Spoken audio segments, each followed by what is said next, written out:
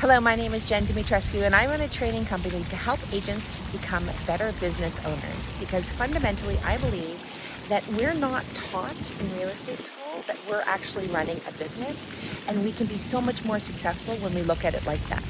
So today I'd like to talk about negotiations, and you might be wondering, what does that relate to? Like, how does that even relate to being a business owner? Well, the thing is, you want to be smart about what you do, right? You want to make sure that you're closing deals and you're making money. And the best way to do that is to be good at negotiating, because that's a lot of what we do.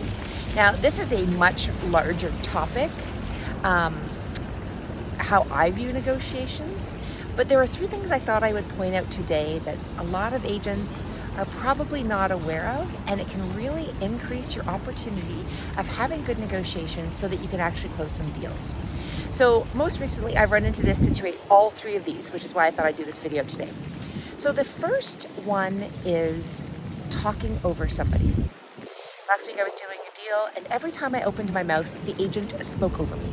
I never got to finish a sentence. She probably thought that by talking over me and bullying me into just listening to her same sentences over and over and over again, that I might just back down and consider her to be the expert and just do whatever she wanted me to do. And that is not actually the case. Effective negotiating is listening and asking the right questions to get where you need to be. Number two, your years in business. The number of times I hear an agent say, well, I've been in the business for 30 years. I don't really care how long you've been in the business, and also I don't really think it matters how long you've been in the business.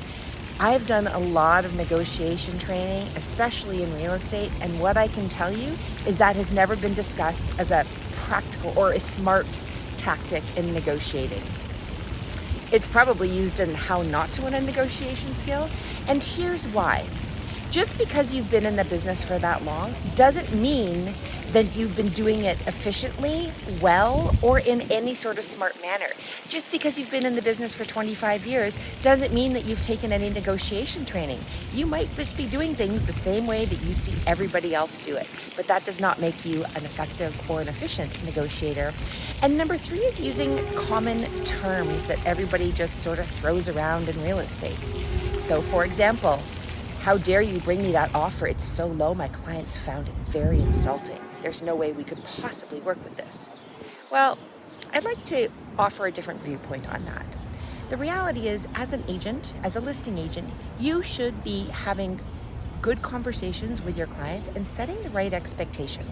And setting the right expectation from an effective negotiation standpoint means that you will communicate that different cultures, different age groups, they all have a different way to negotiate. And whatever is presented to us, it doesn't necessarily mean that it's insulting. Let's find a way to get the deal to work. So these are just some of the tips that I have. If you're interested in learning more, please check out my website and sign up for my monthly newsletter, or follow me on Instagram, and I will put both links here.